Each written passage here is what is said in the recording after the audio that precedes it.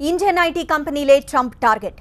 H1B visa జారీ ప్రక్రియను సమీక్షించాలన్న నిర్ణయంతో ఐటీ కంపెనీలకు ఉద్యోగులకు షాక్ ఇచ్చిన ట్రంప్ ఇప్పుడు వీసా నిబంధనలను ఉల్లంఘిస్తున్న కంపెనీల జాబితాలో భారత ఐటీ సంస్థల పేర్లు చేర్చారు. సాధారణం కంటే ఎక్కువగా దరఖాస్తులు చేసుకొని భారీగా H1B వీసాలను దక్కించుకుంటున్నాయని వైట్ హౌస్ వర్గాలు ప్రకటన విడుదల చేశాయి. ఇక నుంచి ఇలాంటి అక్రమాలకు చోటు లేదంటున్నాయి.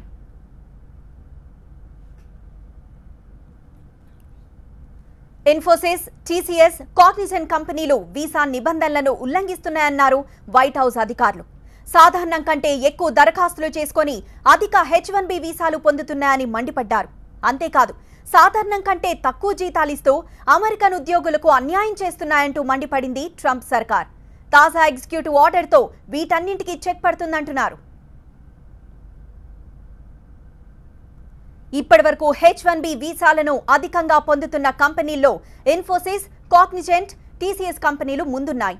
అయితే ఈ కంపెనీలన్నీ H1B వీసాల కోసం ఉద్యోగులకు $60,000 నుంచి $65,000 వేతనాలు ఇస్తున్నాయని, కానీ సిలికాన్ వ్యాలీలో సగటు ఉద్యోగి వార్షిక వేతనం $150,000 పైనే ఉందని చెబుతున్నాయి. బై అమెరికన్, హైర్ అమెరికన్ అంటూ ట్రంప్ తాజా ఎగ్జిక్యూటివ్ ఆర్డర్తో ఇలాంటి అక్రమాలకు చెక్ పడతాయంటున్నారు ట్రంప్ సర్కార్ ప్రతినిధులు. వీసా జారీ ప్రక్రియను సమీక్షిస్తున్నట్లు చెబుతున్నారు. హైలీ స్కిల్డ్ వర్కర్లకే H1B వీసాలు దక్కుతాయని తేల్చేశారు. ఇన్ఫోసిస్, TCS రెండు ఇండియన్ టాప్ ఐటీ కంపెనీలు. వైట్ హౌస్ వర్గాల స్టేట్మెంట్తో ట్రంప్ టార్గెట్ ఇండియన్ ఐటీ కంపెనీలేనని తేలిపోయింది.